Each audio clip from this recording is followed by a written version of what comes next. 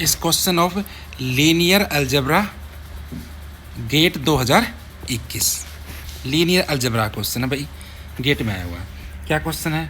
Late A B a 3x4 matrix and B B 4x3 matrix with real entry, real matrix है। एक का size 3x4 है, B का size क्या है 4x3 है, such that A B is non singular.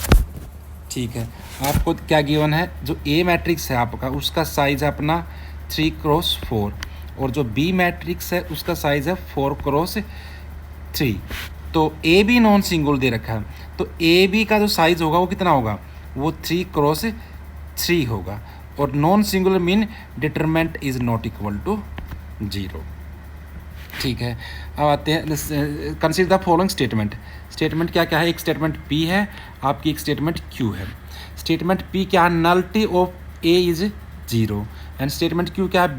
A B आपकी non singular दे रखी है, अब इसका रिवर्स कर दिया, B A B non singular होगी।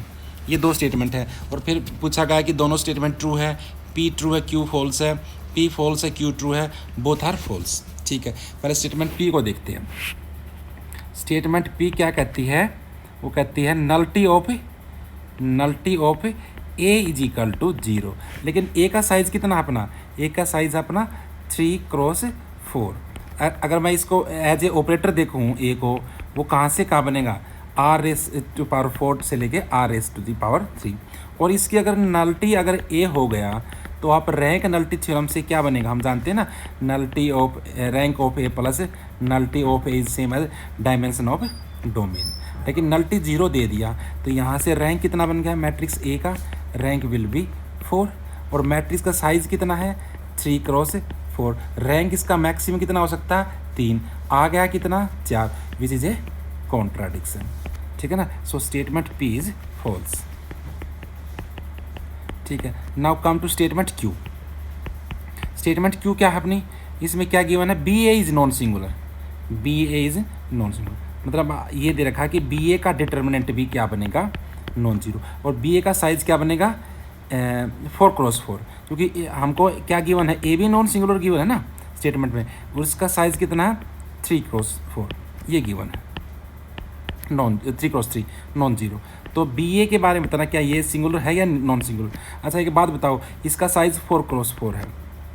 एक हमारे पास रिजल्ट होता है कि ए बी की और बी ए की जो नॉन जीरो आइगन वैल्यू होती है ना, नॉन जीरो आइगन वैल्यू वो सेम होती है।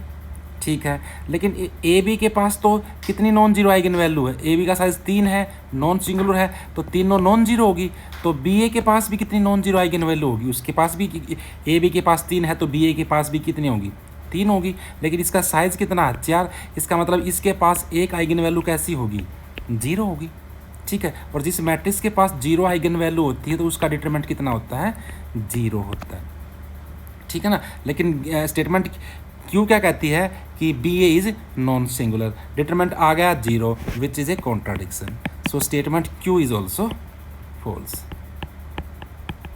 ठीक है, तो दोनों स्टेटमेंट अपनी क्या आ गई? फॉल्स आ गई। Now come to option. ये देखना वो कौन सा ऑप्शन जिसमें दोनों स्टेटमेंट फॉल्स हो। ऑप्शन नंबर डी पे देखना, both P and Q are false. So D will be the correct answer. Okay, thank you.